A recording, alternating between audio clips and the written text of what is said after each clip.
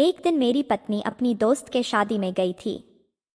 मैं घर में अकेला था, इसलिए मैं पड़ोस की भाभी के पास चला गया।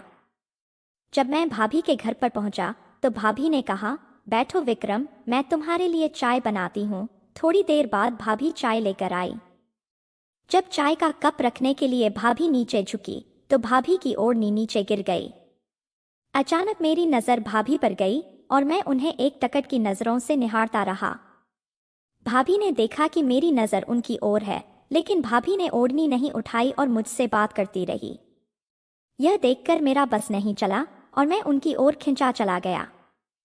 नमस्ते दोस्तों, आज की इस कहानी में आपका स्वागत है। दोस्तों, मेरा नाम विक्रम है और मेरी उम्र 27 साल है। मैं दिखने में बहुत स्मार्ट हूँ और मेरी शादी को 7 महीने हो चुके हैं और मेरी पत्नी का नाम राधिका है। राधिका बेहद खूबसूरत और आकर्षक है।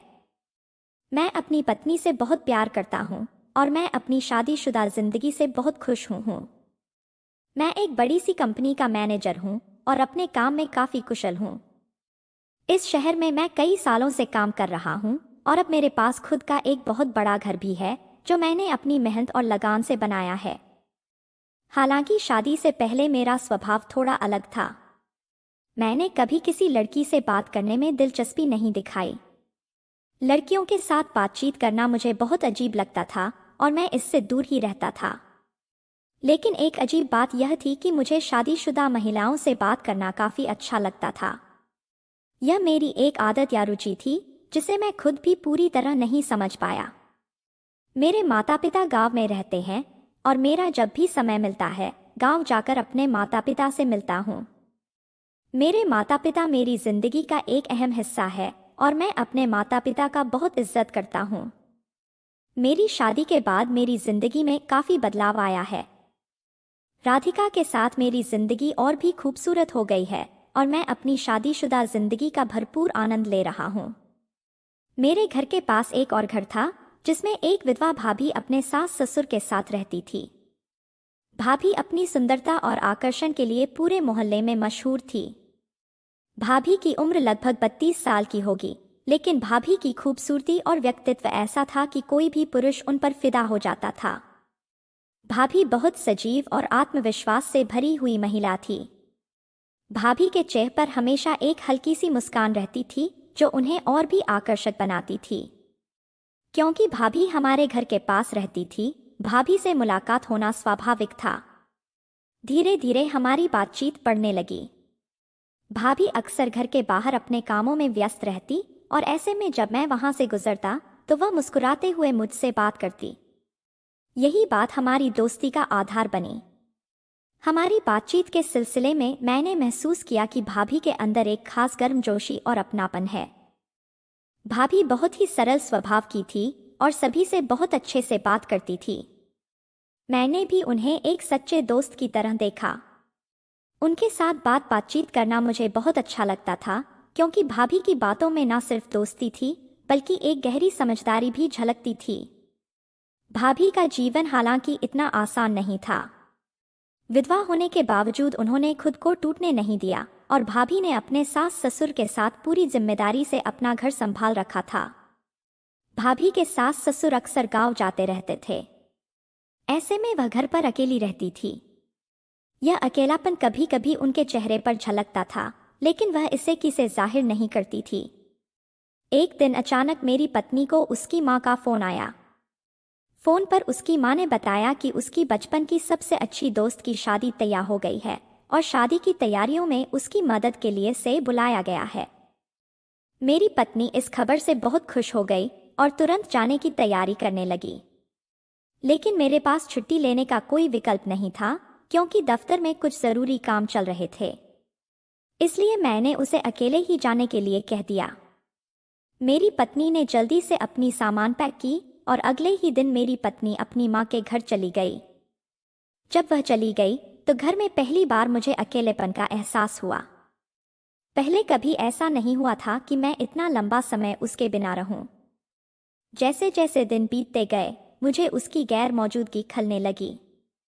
वह 15 दिनों से घर से बाहर थी और इस दौरान मुझे अपनी पत्नी की बहुत याद आ रही थी। शादी के बाद मैं हर रात अपनी पत्नी के साथ समय बिताने का आदी हो गया था। हमारा रिश्ता न केवल भावनात्मक बल्कि शारीरिक रूप से भी गहरा था। उसकी उपस्थिति मेरे जीवन का एक अहम हिस्सा बन गई थी, और अब जब मेरी पत्नी मेरे साथ नहीं थी तो मुझे खाली और अकेलेपन का सामना करना पड़ रहा था। इस अकेलेपन के बीच मेरे मन में एक ख्याल आया। मैंने सोचा कि जिस खुशी की मुझे जरूरत है वह शायद भाभी ही मुझे दे सकती है। भाभी विधवा थी और मैं यह सोचने लगा कि शायद उनकी जिंदगी में भी वही खालीपन होगा जो मेरी जिंदगी में इन दिनों था। उनके पति के जाने के बाद उन्हें भी शायद वही स्नेह और खुशी नहीं मिल रही होगी जिसकी एक इंसान को जरूरत होती है। मैं अक्सर भाभी के साथ बातचीत करता था। उनकी बातें सुनने में हमेशा एक अनोखी मिठास होती थी। उनकी सरलता और अपनापन मुझे उनकी ओर खींचने लगे थे। जब भी मैं भाभी से मिलता, हमारे बीच हंसी मजाक और हल्की फुल्की बातें होती जो मेरे अकेलेपन को कम कर देती थी। धीरे धीरे यह रिश्ता दोस्ती से बढ़कर एक अनजाने आकर्षण की ओर बढ़ने लगा था। कभी कभी जब भाभी को बाजार जाना होता था तो वह मुझसे कहती, आप साथ में चलिए ना, अकेले जाना ठीक ठीक नहीं लगता। मैं भी भाभी के साथ जाने में हिचकिचाता नहीं था। उनके साथ समय बिताना मुझे बहुत अच्छा लगने लगा था। बाजार में उनके लिए चीजें उठाना, उनके लिए दाम कम करवाना और फिर रास्ते में उनकी हंसी मजाक सुनना, यह पल मेरे लिए खास बन गए थे। जब मेरी पत्नी घर पर नहीं होती तो भाभी मेरे लिए कभी कभी खाना भी बना देती थी। वह कहती, आप अकेले हैं, बाहर का खाना मत खाइए, मैं बना देती हूँ। उनका यह ख्याल मुझे बहुत अच्छा लगता था। उनकी मेहनत और आत्मनिर्भरता ने मुझे उनका और भी बड़ा प्रशंसक बना दिया था। धीरे धीरे मैं भाभी की ओर थोड़ा ज्यादा आकर्षित महसूस करने लगा। भाभी की मुस्कुराहट, उनकी बातें और उनका स्वभाव मेरे दिल में एक खास जगह बना चुका था। मैं अक्सर भाभी के बारे में सोचने लगा और यह ख्याल मेरे मन में बार बार आता कि भाभी की जिंदगी में जो खालीपन है मैं उसे भर सकता हूँ। एक दिन ऐसा ही हुआ जिससे मेरी भावनाओं को और गहरा कर दिया। सुबह सुबह जब मैं काम पर जाने के लिए तैयार हो रहा था तो मैंने भाभी को देखा। भाभी स्नान करके बाहर आ रही थी। उनके गीले बालों पर टॉवल लपेटा हुआ था और उन्होंने सफेद रंग की साड़ी पहन रखी थी। उस पल भाभी किसी हीरोइन की तरह लग रही थी। भाभी के चेहरे की चमक और उनकी साड़ी का रंग ऐसा था जैसे भाभी पूरे माहौल को रोशन कर दिया हो। मैंने एक पल के लिए भाभी को देखा और हैरान रह गया। भाभी की खूबसूरती मेरी कल्पना से कहीं अधिक थी। वह मेरी पत्नी से भी ज्यादा आकर्षक लग रही थी। उनका आत्मविश्वास और उनकी सहजता ने मुझे और भी मोहित कर दिया। उस क्षण ऐसा लगा जैसे समय ठहर गया हो। उनकी सुंदरता मुझ पर एक जादू सा कर रही थी। उस दिन से भाभी की यादें मेरे दिलो दिमाग पर छा गई। ऑफिस में भी मेरा ध्यान अपने काम पर नहीं लग पा रहा था क्योंकि हर वक्त भाभी के बारे में ही सोचता रहता था। उनकी हंसी, उनकी बातें और उनका स्नेह मेरे जीवन का एक महत्वपूर्ण हिस्सा बन चुके थे। अब उनके बिना रहना मेरे लिए असंभव सा लगने लगा था। एक दिन अचानक मेरी तबीयत खराब हो गई। मैं ऑफिस नहीं जा सका और घर पर ही रहा। मेरी पत्नी किसी काम से बाहर गई हुई थी, इसलिए घर पर मेरी देखभाल करने वाला कोई नहीं था। मेरी हालत ऐसी थी कि हर पल भाभी की कमी महसूस हो रही थी। तभी मेरे मन में ख्याल आया कि क्यों ना भाभी के पास चला जाऊं। शायद उनसे मिलकर मेरी हालत कुछ बेहतर हो जाए। मैं भाभी के घर पहुंचा। दरवाजा खुला था और वह रसोई में काम कर रही थी। भाभी मुझे देखा और मुस्कुराते हुए पूछा, क्या हुआ विक्रम, तुम आज ऑफिस नहीं गए? उनकी आवाज में हमेशा की तरह स्नेह था जो मेरे दिल को थोड़ा सुकून देता था। मैंने थकी हुई आवाज में जवाब दिया, नहीं भाभी, आज तबीयत ठीक नहीं है। सिर में बहुत दर्द हो रहा है और ऐसे में सोचा कि तुमसे मिलने आ जाऊं। शायद तुम्हारे पास आकर थोड़ी राहत मिल जाए। भाभी ने अपनी काम की चीजें एक तरफ रख दी और मेरी तरफ पड़ी। भाभी मेरी पेशानी पर हाथ रखा और कहा, तुम्हारा सर तो गर्म हो रहा है, लगता है तुम्हें बुखार है। तुम बैठो, मैं तुम्हारे लिए कुछ बना देती हूँ। मैं भाभी से बातें करते हुए अब बिल्कुल भी शर्म या झिझक महसूस नहीं कर रहा था। उनकी उपस्थिति में एक अजीब सा सुकून महसूस हो रहा था जैसे उनके सामने मैं अपने दिल की हर बात खुलकर कह सकता था। मैंने गहरी सांस ली और कहा, भाभी, क्या तुम्हें पता है, हर पुरुष को अपनी पत्नी की जरूरत होती है। उसकी मौजूदगी ना हो तो जीवन अधूरा सा लगने लगता है। मेरी पत्नी काफी दिनों से मेरे साथ नहीं है। कभी कभी मुझे ऐसा लगता है कि मैं उसे गले लगाऊं, उसके पास बैठूं और उसके साथ समय बिताऊं। लेकिन जब वह मेरे साथ नहीं होती तो यह अकेलापन मुझे परेशान करने लगता है। मेरी बात सुनकर भाभी ने गहरी नजरों से मेरी ओर दे। उनके चेहरे पर एक अजीब सा भाव था जिसमें सहानुभूति और समझदारी दोनों झलक रही थी। उन्होंने शांत स्वर में कहा, विक्रम, तुम्हारी बात बिल्कुल सही है। मैं समझ सकती हूँ कि तुम्हारे मन में यह खालीपन क्यों है। हर इंसान को अपने साथी की जरूरत होती है। मैं भी इन भावनाओं से अनजान नहीं हूँ। मेरे पति के जाने के बाद से मैं भी अकेलेपन का अनुभव कर रही। यह एक ऐसा एहसास है जो कभी कभी बहुत भारी लगने लगता है। उनकी यह बात सुनकर मुझे लगा कि शायद हम दोनों का दर्द कहीं ना कहीं एक जैसा है। मैं कुछ और कहना चाहता था, लेकिन तभी भाभी ने बात बदलते हुए कहा, अच्छा विक्रम, तुम बैठो, मैं तुम्हारे लिए अदरक वाली चाय बनाकर लाती हूँ, इससे तुम्हें थोड़ा आराम मिलेगा। यह कहकर भाभी रसोई की तरफ चली गई। मैं कमरे में सोफे पर बैठ गया और इधर उधर देखने लगा। उनका घर हमेशा की तरह साफ सुथरा और व्यवस्थित था। कुछ ही देर में भाभी चाय का कप लेकर आई। उन्होंने कप मेरी तरफ बढ़ाया और मुस्कुराते हुए कहा, लो पी लो चाय, तुम्हारे सिर दर्द में राहत देगी। उनकी मुस्कान में एक अनकहा अपनापन था जो मेरे मन को सुकून दे रहा था। हम दोनों ने साथ बैठकर चाय पी। चाय सचमुच बहुत स्वादिष्ट थी और उसका हर घूंट मुझे राहत दे रहा था। चाय खत्म करने के बाद भाभी मेरे पास ही सोफे पर बैठ गई। भाभी मेरी तरफ देखा और कहा, विक्रम, तुम थके हुए लग रहे हो, शायद सिर की मालिश से तुम्हें आराम मिले। मैं तुम्हारे सिर की मालिश कर देती हूँ। मैंने कोई विरोध नहीं किया। भाभी ने बड़े प्यार से मेरे सिर पर अपने हाथ रखे और धीरे धीरे मालिश करना शुरू कर दिया। भाभी के हाथों का स्पर्श बेहद शांत और आरामदायक था। ऐसा लग रहा था जैसे भाभी की हर हरकत मेरे सिर के दर्द को कम कर रही हो। भाभी के उस स्पर्श से मेरे अंदर कुछ अलग ही महसूस हो रहा था। मुझे पता था कि भाभी की भी इच्छाएं जागृत हो रही हैं, लेकिन जब तक वह कुछ नहीं कहती मैं कुछ नहीं कर सकता था। भाभी ने थोड़ी देर मालिश करने के बाद जब भाभी चाय का कप लेने के लिए झुकी तो उनकी ओढ़नी सरक गई और अचानक मेरी नज़र भाभी पर चली गई। मैंने एक टकट की नज़रों से भाभी को देखते ही रह गया। भाभी ने देखा कि मेरी नज़र उन पर है, लेकिन फिर भी उन्होंने ओढ़नी को सही नहीं किया और मुझसे बात करती रही। यह देखकर मैं खुद को रोक नहीं सका, इसलिए मैंने बिना सोचे समझे भाभी को गले लगाया और उन्हें अपने कमरे में ले गया। कमरे में पहुंचते ही भाभी ने लाइट बंद कर दी और मुझे भी जोर से गले लगा लिया। फिर हम एक दूसरे के करीब आ गए। उस रात हमने एक दूसरे के साथ समय बिताया। भाभी ने मुझे दिल से समर्थन दिया और उस रात हम दोनों ने बहुत आनंद लिया और मैं वहीं सो गया। सुबह उठने पर भाभी बहुत खुश थी और मैं भी, क्योंकि मुझे वह सुख मिल गया था जिसकी मुझे तलाश थी। फिर मैंने स्नान करके अपनी ड्यूटी के लिए निकलने की तैयारी की।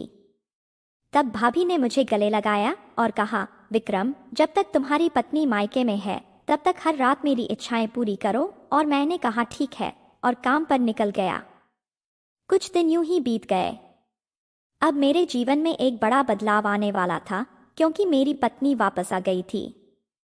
पत्नी के आने के बाद मैं ज्यादातर समय उसके साथ बिताने लगा और भाभी को बहुत कम समय दे पा रहा था। मैं क्या कर सकता था? पत्नी के आने के बाद मैं भाभी के पास नहीं जा सकता था और मुझे भाभी की बहुत चिंता होती थी। एक दिन जब मेरी पत्नी बाजार गई थी, मैं भाभी के पास गया। भाभी ने कहा, विक्रम, तुम बहुत बदल गए हो। तुम्हें मेरी याद नहीं आती क्या?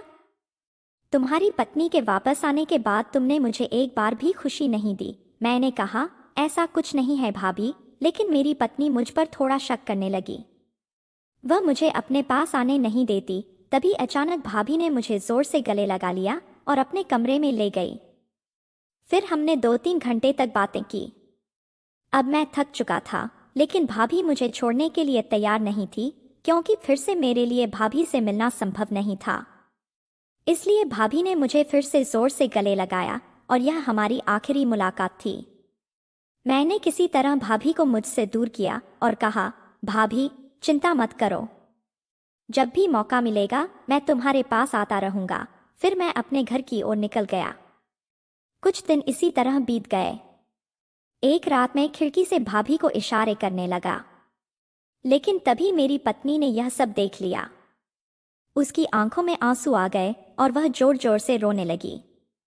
मैंने उसे रोका और समझाने की कोशिश की कि वह सब महज एक गलती थी, लेकिन वह सुनने के मूड में नहीं थी।